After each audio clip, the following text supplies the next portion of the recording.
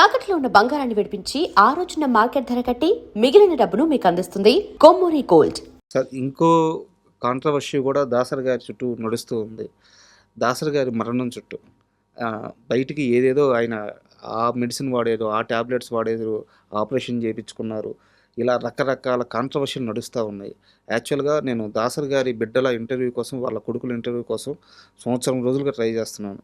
చాలా క్లారిఫికేషన్స్ కావాలి. అంత పెద్ద డైరెక్టర్, దర్శకరత్న, ఆయన చుట్టూ ఎలాంటి నెగిటివ్ ప్రాపకుండా జరగకూడదు అన్నది నా అభిప్రాయం.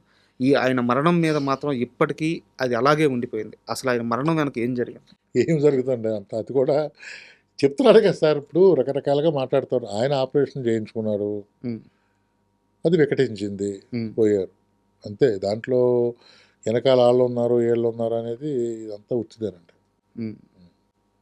ఇంతవరకు దాంట్లో వేరే లేదు నాకు తెలుసున్నంత వరకు. కానీ నాకు తెలియదు ఏమైనా జరిగిందేమో. నీకు తెలియదు ఏముంది? మొత్తం ఇండస్ట్రీలో దాసరి గారి గురించి చెప్పాలి అంటే రాజా చెప్తాడు, రాజావనం రెడ్డి చెప్తాడు. ఎందుకంటే చివరి రోజుల్లో పక్కన ఉంది ఆయనే. అండ్ శివాజీ రాజా గారు వచ్చారు నా ఇంటర్వ్యూకి. శివాజీ రాజా గారు కూడా ఆ ఇంటర్వ్యూలో చెప్పారు, నేను వెళ్ళి లాస్ట్ రోజుల్లో అంటే సార్తో నాకు ముందుగా గ్యాప్ వచ్చింది, ఆయన చివరి రోజుల్లో ఆ గ్యాప్ పూడ్చుకున్నాను. అప్పుడు కూడా ఆ ఇంటర్వ్యూ అయిపోయినాక ఆ ప్రస్తావనలో కూడా మీ గురించి చెప్పారు. ఓకే ఓకే శివాజీ రాజా గారు. సో ఆయన కొడుకు కంటే ఎక్కువగా పక్కనే ఉండేవాడి సార్. అంటే ఆయన తెల్లవారుజామున 5 గంటలు లేపి, నిద్ర లేపి 5:30కు వాకింగ్ తీసుకెళ్ళాను. 3 నెలలు అంటే ఆలోచించండి సార్. అంటే ఆయన దగ్గరికి నేను 4:30కి వెళ్ళాలంటే నేను ఎన్ని గంటలు వేసి ఉంటాను. అలాగా మా ఇద్దరి మధ్యన గురు శిష్యుడు ఆయన, నాకు గాడ్ ఫాదర్, తండ్రి, అంతే. నా ఎందుకో మా ఇద్దరికి అలాగా ఆయన, నేను లేకపోతే ఆయన భోజనం లేని రోజున భోజనం లేకుండా, అంటే పిలిచి రాజా ఉన్నాడా భోజనానికి అని చెప్పి అడిగి భోజనం చేసేవాడు. అందుకోసం అని చెప్పి నేను ఉండి భోజనం చేసి వెళ్ళేవాడిని. అలాగా మా ఇద్దరిది ఎందుకో భగవంతుడు ఏ రుణం ఆ రోజుల్లో నాకు ఆయన దగ్గర ఉండటం, నా ఇదంతా హ్యాపీ, ఆయనకి సేవ చేసుకోవటం భగవంతుడు నాకు ఇచ్చిన అదృష్టంగా ఫీల్ అవుతానండి. సార్, నేను దాసరి గారి కుటుంబ విషయాల గురించి అడగట్లేదు, ఎందుకంటే వాళ్ళ మనుషులు ఇక్కడ లేరు కాబట్టి మాట్లాడుకోవడం తప్పు. ఆ గొడవల గురించి మాట్లాడట్లేదు. ఇప్పుడు వాళ్ళ ఫ్యామిలీ ఎలా ఉంది? అంతా సర్దుకున్నాయా? ఏం సర్దుకోవడం అండి. అసలు ఒక విషయం జరిగితే దాన్ని రేటింగ్ కోసం మీ ఇష్టం వచ్చినట్టు చెప్పేస్తారు. ఇలా అంటున్నాను ఏమనుకోకండి. ఎవరిష్టం వాడిది. చూసి ఏం జరిగింది అన్నవాళ్ళు ఎవరు లేరు కదా సార్. ఆ ఇంట్లో గొడవలు ఎందుకున్నాయండి సార్? అప్పుడు ఏదో మీడియా ముందుకు వచ్చి సార్, మీడియా ముందుకు రావడానికి ఆ రోజు నైట్ ఏమండి రకరకాలు జరుగుతూ ఉంటాయి. ఆయన మీదకి ఎందుకు వెళ్ళాలి? ఏమీ లేదండి. ఇద్దరు కొడుకులు హ్యాపీగా ఉన్నారు. ఇద్దరు మనవాళ్ళు, ఆయన గురుగారు మనవాళ్ళు లేరు, మనవాళ్ళే హ్యాపీగా ఉన్నారు. పోతే ఎవరు కూతురు డాక్టర్ గారు, ఆయన హ్యాపీగా ఉన్నాడు. రాత్రే కలిశాను నేను. మొన్న పొద్దుట అరుణ్ బాబుతో మాట్లాడాను. అంతా హ్యాపీగా, ఫ్యామిలీ అంతా హ్యాపీగా ఉన్నారండి. కానీ ఒకటి ఏంటంటే సార్, స్వర్ణయుగం ఆయన మినిస్టర్ అవ్వకముందే స్వర్ణయుగంలో బతికాడండి సార్. ఎక్కడ చేయి పెడితే అక్కడ లక్షలు కోట్లు ఉన్న టైం బతికాడు ఆయన. స్వర్ణయుగం చూశాడండి. ఎవరు చూశారు? దాసరి గారు చూసిన స్వర్ణయుగం ఎవరు చూశారు? ఆయన మినిస్టర్ అయిన తర్వాత స్వర్ణయుగాన్ని వదులుకున్నాడేమో అనిపిస్తుంది నాకు ఓపెన్గా. బొగ్గు రాసుకున్నాడు ఆయన. ఎర్రగా ఉన్న మనిషి మినిస్టర్ అయ్యి అనవసరంగా బొగ్గు రాసుకున్నాడేమో అనిపిస్తుంది. కానీ స్వర్ణయుగంలో బతికాడు, అందరూ స్వర్ణయుగం ఉన్నారు. బట్ ఏది నిలుపుకోలేకపోయాడు. బట్ పిల్లలకి ఆయన సంపాదించిన దాంట్లో ఆయన అనుకున్నాడు, మీరందరూ అనుకున్నంత ఇవ్వలేకపోయాడు పిల్లలకి. అంతే తప్పండి. అలాగని చెప్పి వాళ్ళు ఇచ్చారు అంటే ఇవ్వలేదు. ఎంత కావాలో అంత ఇచ్చాడు. ఆయన సంపాదించిన దాంతో పోలిస్తే ఇవ్వలేదు. ఒకరికి చెప్పాలంటే ఆ స్వర్ణయుగంలో సంపాదించిందంటే వాళ్ళకే చెందుద్ది. అంత ఇవ్వలేకపోయాడు ఆయన. ఎందుకంటే దానకర్ణుడు, దానాలు చేసేవాడు.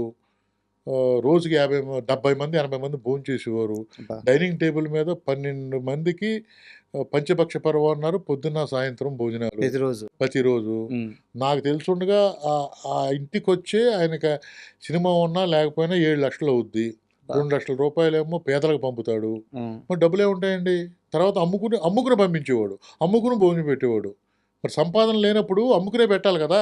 ఆస్తులు అమ్మి దానం చేసి, మరి దానం చేస్తే తప్పదు కదా. ఇల్లు ఆయన ఒకదానికి అలవాటు పడ్డాడు. సినిమా లేదని మానేయలేడుగా. ఇప్పుడు నేను కారు తిరుగుతున్నాను, సినిమా లేదు, పెట్రోల్ డబ్బులు లేవని చెప్పి కారులో లేక నడుచుకుంటూ వస్తున్నాను. ఇక్కడ పిల్లలు మీరు ఈ రోజుని సినిమాకి కొన్ని మెయింటెనెన్స్ ఉంటాయండి. సరే, ఇదైతే మన పర్సనల్, మన మెయింటెనెన్స్ ఏదైనా అది కూడా అంతే కదా సార్. ఇప్పుడు రాజనారాయణరావు ఇంటికి వెళ్తే భోజనం ఉంటుందని ఒక 80 మంది అనుకుంటారు. ఆ నమ్మకం ఆ బాగుంది. నమ్మకం పోకూడదు కదా! పోకపోతే ఏం చేయాలి? లేవు ఆయన దగ్గర, ఏం చేయాలి? ఆస్తులు అమ్ముకుంటూ వచ్చాడు. ఆ! మరి మీరు పక్కనే ఉన్నారు కదా, మీకు తెలీదు కదా అని చెప్తున్నాను నేను. సార్. ఆ! ఇప్పుడు దాసరి నారాయణ గారి ఇంట్లో బజుల్లా రోడ్లో ఉన్నప్పుడు కూడా ఆ ఇంటికి వెళ్తే భోజనం దొరుకుద్ది అనుకునేవారు. ఇక్కడికి వచ్చిన తర్వాత భోజనం దొరుకుతుందని అనుకున్నారు. మినిస్టర్గా ఉన్నప్పుడు పెట్టాడు. మినిస్టర్ అయిన తర్వాత ఆయన దగ్గర డబ్బులు ఉన్నాయి, అది ఇది అనుకున్నారు. లేదు, ఉమ్. ఆయన ఆస్తులమ్మి భోజనాలు పెట్టి మెయింటైన్ చేశారు ఆయన. ఆ, మీరు చెప్తుంటే నాకు కళ్ళల్లో ఆ, నీళ్ళు అది సార్, తిరుగుతున్నాయి. అది కొంతమందికే తెలుసు సార్. అది అంత గొప్ప మనిషి మీద సార్ ఆ, రాజకీయాల్లో కూడా మళ్ళీ ఆ, ఆరోపణలు. ఈ ఎవరున్నారండి ఇప్పుడు సినిమా ఇండస్ట్రీకి ఎవరున్నారు? సినిమా ఇండస్ట్రీ దాసరి ఉన్నప్పుడు లేనప్పుడు అనే నిర్ధారణ చేసుకుంటే, ఉన్నప్పుడు ఏం జరిగింది, లేనప్పుడు ఏం జరుగుతుంది? ఆ దిక్కు లేదు కదా.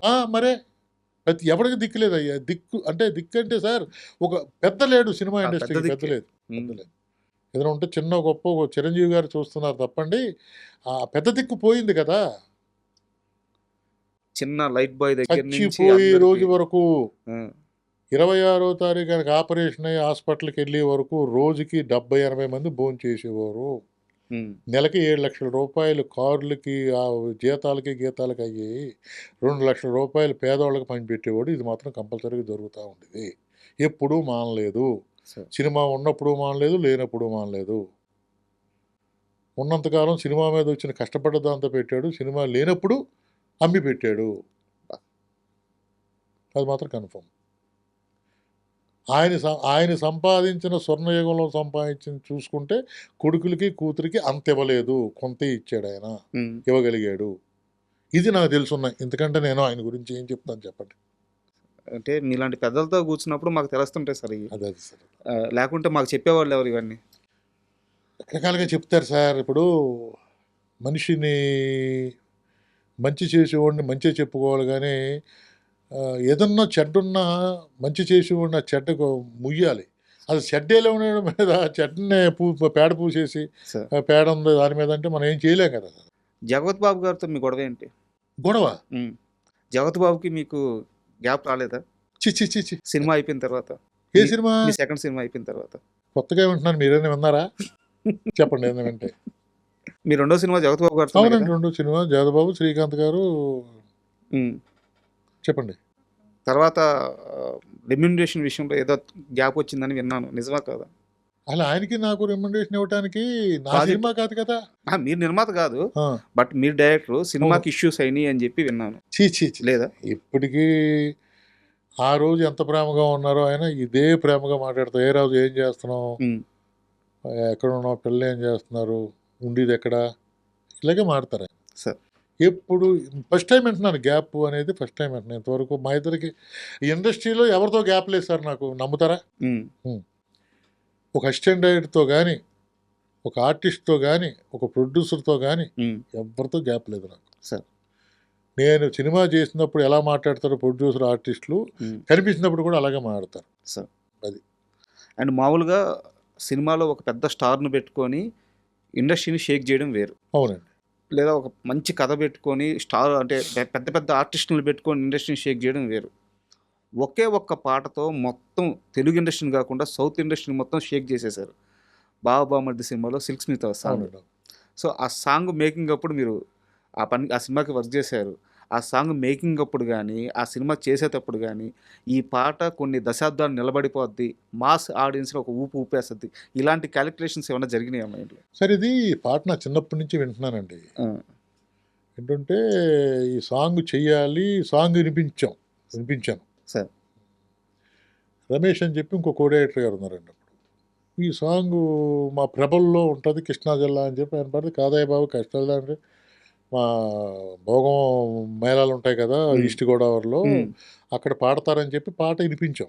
ఓకే, యాజ్ ఇట్ ఈస్గా ఉంటుంది సార్ అక్కడ ఆ పాట ఇలాగే యాస్టీస్గా ఉండదు, ఉంటాయి బూత్ ఉంటుంది. ఓకే.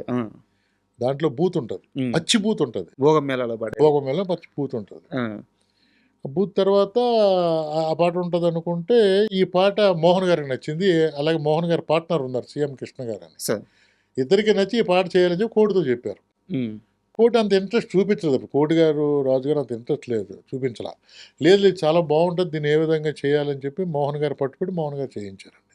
ఉమ్. అది ప్రపంచాన్ని ఊపేసింది, ఇప్పటికీ ఊపుతుంది. అదే